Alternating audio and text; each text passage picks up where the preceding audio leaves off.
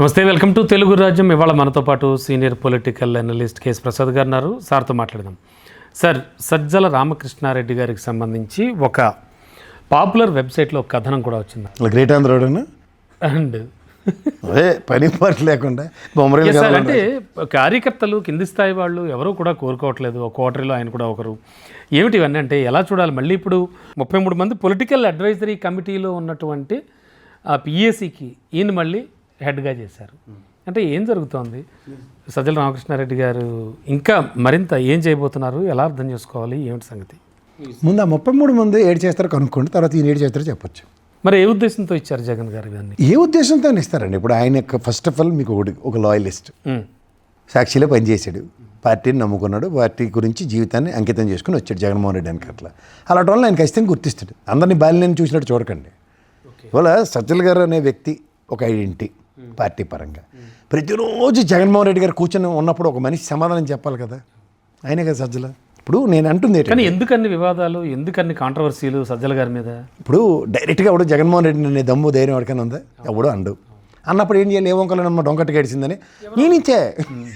Okay okay, ఎలా నేనించవుతుంది చెప్పండి? Okay అండి. ఇప్పుడు జగన్మోహన్ రెడ్డి గారికి అపాయింట్మెంట్లని సజ్జల రామకృష్ణారెడ్డి గారే చూస్తున్నారు. ఈయన అవన్నీ కలవనివ్వట్లేదని ఎక్కడైనా ఎవరైనా చెప్పమని చూద్దాం. కార్యకర్తలు అంటూ ఉంటారు కదా సార్. నేను అంటుంది కార్యకర్తలు అనడానికి ఏమో సార్, బయట కూర్చొని చాలా చెప్తుంటారు. నేను వాస్తవం మాట్లాడదాం, జస్ట్ ప్రాక్టికల్గా. రియాలిటీ. ఇప్పుడు తెలుగుదేశంలో టీడీ జనార్దన్ గారు అందరినీ అడ్డేస్తండి, ఎవరిని వెళ్ళనివ్వట్లేదు అంటే ఏమైనా అర్థం ఉందా? ఓకే, అది ప్రాంతీయ పార్టీ సార్. ఒక వ్యక్తి ఇప్పుడు ఇన్ని జరుగుతున్నాయి, మళ్ళాటోడే ఇక్కడ కూర్చొని మాడేస్తున్నాం. జగన్మోహన్ రెడ్డి గారికి ఈ పార్టీ ఫీడ్బ్యాక్లు లేకుండా ఉంటారు. పోనీ సజ్జల గారి మీద పడేడిచే బ్యాచ్లు వేరే ఉంటాయి కదా, ఎంత కాదన్నా వాళ్ళ మాటలన్నీ పట్టించుకోవాలి కదా. దేటి కార్యకర్తలకు నన్ను ఎడతీసింది సజ్జల, అర్రే నీకెందుకు నేను మళ్ళీ పదవి ఇస్తాను మాట అనుకోవాలి కదా జగన్మోహన్ రెడ్డి. అదే మళ్ళీ ఎందుకు ఇచ్చారనేది. ఎందుకు ఇస్తారంటే అసలు ఆ విషయం లేదని అర్థమే కదా. అంటే బయటకు వస్తున్న వార్తలు వేరు, అక్కడ జరుగుతుంది వాస్తవం అంతే కదా సార్. ఇప్పుడు మీరు కంటిన్యూస్గా కంప్లైంట్లు ఉంటాయి, అది టీసీ ఇచ్చి పంపించాలి కదా స్కూల్ నుంచి పిల్లలకి. టీసీ ఇవ్వట్లే, సస్పెన్షన్ చేయట్లే, కానీ ఇంటికి మాత్రం మీకు రోజు ఫోన్ వస్తుంది, మీ అబ్బాయి మా సైడ్ అల్లరి చేస్తాడండి. మరి అల్లరి చేస్తే తగిలేయచ్చు కదా బయటికి, ఎందుకు తగలట్లే? అని ఆలోచించరా మీరు? అంటే కార్యకర్తల నుంచి జగన్ గారు ఇంకా ఆలోచించట్లేదు, ఇంకా కోటను పట్టు. నాకు అర్థం కావట్లేదు సార్. ఇప్పుడు కార్యకర్తలు ఇప్పటిదాకా ఆయన్ని కలుస్తున్నారు. ఇప్పుడు పొలోమని ఆ మార్కెట్ యార్డ్కి వెళ్ళాడు, లేదా రషీద్ మర్డర్కి వెళ్ళారు ఆయన, నిన్న చనిపోయారు. అందరూ సజ్జల రామకృష్ణారెడ్డి వల్ల మేము నష్టపోయామన్నా అని ఎవడన్నా గలం వినిపించింది ఒక్కటి చెప్పండి. అంత మాసులు బయట అలా వినపడదుగా. అలా కాదు సార్, మాబులోంచి అరుపులు రావాలి కదా అట్లీస్ట్. అవి ఏమైనా వచ్చాయా? అంటే కోటర్ అనేది నిజం కదా అసలు. నేను అంటుంది ఇప్పుడు ఇన్ని ఇన్సిడెన్సెస్లో జగన్మోహన్ రెడ్డి కార్యకర్తను కలట్లేదు సార్.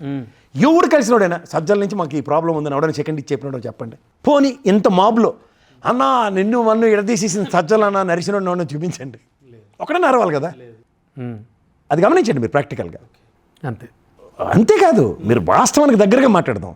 ఇప్పుడు ఒక వ్యక్తితో నాకు తెలుగుదేశం పార్టీలో టీడీ జనార్దన్ గారు నాకు తెలుసు, అలాగే సజ్జల రామకృష్ణారెడ్డి వైఎస్ఆర్సీపీలో నాకు తెలుసు, బీజేపీలో ఇప్పుడు పురంధేశ్వరం గారి కోటరీ ఉంది, నెక్స్ట్ మన సోమవీర్రాజు కోటరీ ఉంది. వాళ్ళతో ఉన్న ముఖ్యులు ఎవరో నాకు తెలిసి, వీళ్ళతో ఉన్న ముఖ్యులు ఎవరో నాకు తెలుసు. ఎగ్జాంపుల్ చెప్తున్నా. వీళ్ళతో ఏమవుతుంది? ఓకే అండి. ఇప్పుడు ఉదాహరణకి సోమవీర్రాజు గారి కోటరీకి ఎమ్మెల్సీ రాకుండా సోమవీర్రాజు గారు నిరోధించగలిగింది పురంధేశ్వరమ్మ, ప్రెసిడెంటే కదా. నిరోధించలేకపోయారు మాటకి చెప్తున్నా. అసలు విషయం ఎక్కడి నుంచి డ్రైవ్ అవుతుంది? బీజేపీ సెంట్రల్ ఆఫీస్ నుంచి డ్రైవ్ అయితే వీళ్ళందరూ జుజుబీ బ్యాచ్. బీజేపీకి అయితే సెంట్రల్ ఆఫీస్ ఉన్నప్పుడు పార్టీ అధిష్టానానికి చంద్రబాబు నాయుడు గారు ఇక్కడ తెలుగుదేశానికి, అక్కడేమో జగన్మోహన్ రెడ్డి గారు అధిష్టానం కాకుండా ఎలా పోతారు? విజయశాంతికి ఎమ్మెల్సీ వచ్చినట్టు వీళ్ళెవరి మధ్యలో ఏమైనా ఇక్కడ ఏమైనా ఆట ఆడుకోవడానికి నాకు అర్థమైందా? విజయశాంతి గారికి ఎమ్మెల్సీ వస్తుందని ఎప్పుడన్నా ప్రిడిక్ట్ చేశారు చెప్పండి? అసలు out of the box. This is the decisions of respect. Revanth Reddy గారికి తెలియదు అనే వార్తలు కూడా వచ్చాయి. ఆబ్వియస్లీ సార్, అట్లాగే జగన్మోహన్ రెడ్డి గారు చేసి పనులు సజ్జల గారికి తెలియాలి, సజ్జల గారి వల్లనే అన్నది. These are all excuses. నేను కంటిన్యూస్గా అబ్జర్వ్ చేస్తాను ఎలక్షన్స్ అయిన తర్వాత జగన్మోహన్ రెడ్డి గారు ఈ రోజు దాకా ప్రజాజనంలోకి ఎప్పుడైనా వెళ్ళినప్పుడు సజ్జల వల్లనే మనం ఓడిపో, సజ్జలని బయట ఎక్కడ టాక్ రాలేదు. వెళ్ళిన వాళ్ళందరూ సజ్జల దగ్గర నాగిని డ్యాన్స్ మళ్ళీ. సో అంటే ఈ 33 మెంబర్స్ ఇంక్లూడింగ్ సజ్జల గారు బాగానే వర్కౌట్ అవుతుందంటారా ఆయన ఆలోచన, జగన్ గారి ఆలోచన? ఇప్పుడు 151 వచ్చినప్పుడు వర్కౌట్ అయిందా లేదా? 11 వచ్చినప్పుడు వర్కౌట్ కానప్పుడల్లా వాళ్ళదే అంటే.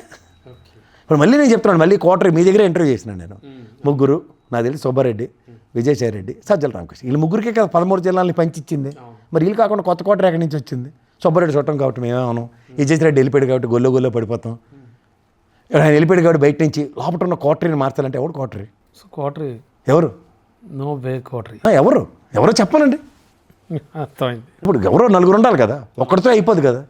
పోనీ ఒక్కడు ఎంతమంది మీరు సైడ్ చెప్తారు? 151, 175 నియోజకవర్గాల్లో ప్రతి ఓడి గురించి గుణం తీసి జగన్మోహన్ రెడ్డికి ఇదే పనే.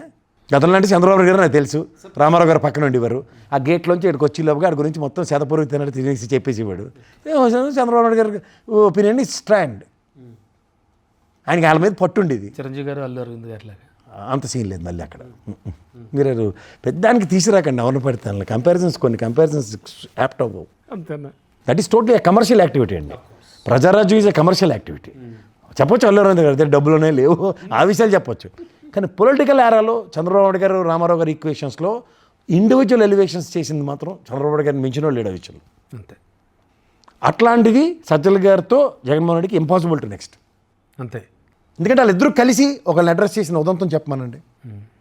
జగన్మోహన్ రెడ్డి గారిని కలిసినప్పుడు సజ్జలు మా పక్కన ఉన్నాడని చెప్పమనండి, అప్పుడు మాడదాం.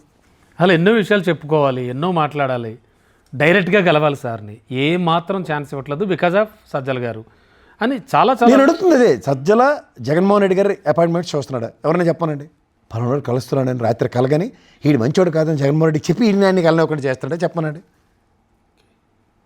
మనం దగ్గరగా మాడదాం. వాస్తవానికి జగన్మోహన్ రెడ్డి అపాయింట్మెంట్స్ చూస్తుంది ఎవరు?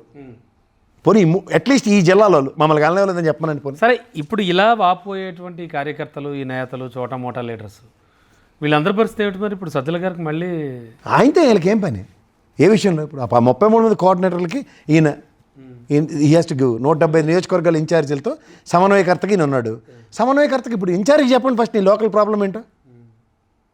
కార్యకర్తకి జగన్మోహన్ రెడ్డి అయితే ఏం పని ఉంటుంది సార్? రోజు కార్యకర్త కోఆర్డినేటర్లు అంతానే గోల్ పెడుతున్నారని వార్త కదా. వార్త టాగుణితలు ఎందుకు? అంతేనా? టమాటా వద్దండి. ఇప్పుడు నీకు 175 నియోజకవర్గంలో ఒక నియోజకవర్గానికి నీకు ఇన్ఛార్జ్ చేస్తున్నాడు. నాకు సజ్జలు ఉంటే నేను తీసుకోవాలన్నా అని చెప్పినాడు ఎవడన్నాడు. ఇది ఒక డిసెంట్ నోట్ రావాలి కదా సార్. అట్లీస్ట్ మనకి దీనికన్నా ముందు ఆ న్యూస్ రాయికి మునుపు ఒక ఫ్లేర్ అప్ న్యూస్ రావాలి కదా. 175 నియోజకవర్గాల్లో అగ్రిగేట్ 30 మంది సజ్జల గారికి రిపోర్ట్ చేయడానికి డిసెంట్ తెలియజేస్తున్నారు, లేకపోతే ఆయనకి అప్డేట్ చేయడానికి డిసెంట్ తెలియజేస్తున్నారు. ఆయన నా నాయకత్వంలో పనిచేయడానికి ఇష్టపడట్లే, ఆయన కన్వీనర్గా కోఆర్డినేటర్గా ఉంటే వాళ్ళకి నచ్చట్లే. ఇది చెప్పమనండి ఎవడైనా.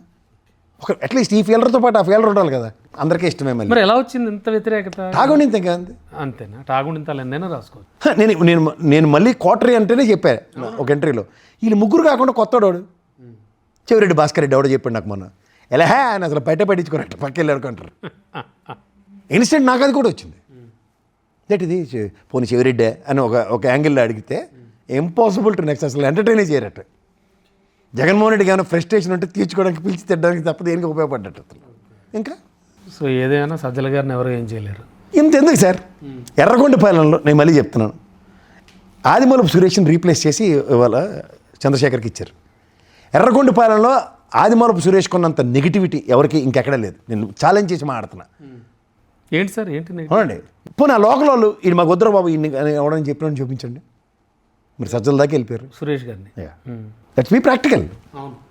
అంతే కదా, అదే కావాలి. అవును. ఇప్పుడు ఒక ఇన్ఛార్జికి ఒక డిసెంట్ అన్నది ఎక్కడి నుంచైనా గ్రాస్ రూట్ లెవెల్ నుంచి అక్యూములేట్ అయినప్పుడు, ఇవాళ చీమ చిట్టుక్కుమంటే జర్నలిజం ఎలా ఉందో తెలుసు సార్.